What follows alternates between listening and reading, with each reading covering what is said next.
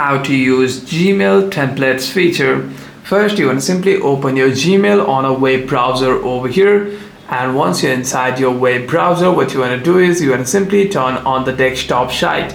Tap on three dots over here and you'll be able to see the desktop site option over here. Turn on the desktop site and you'll be able to see your mail over here.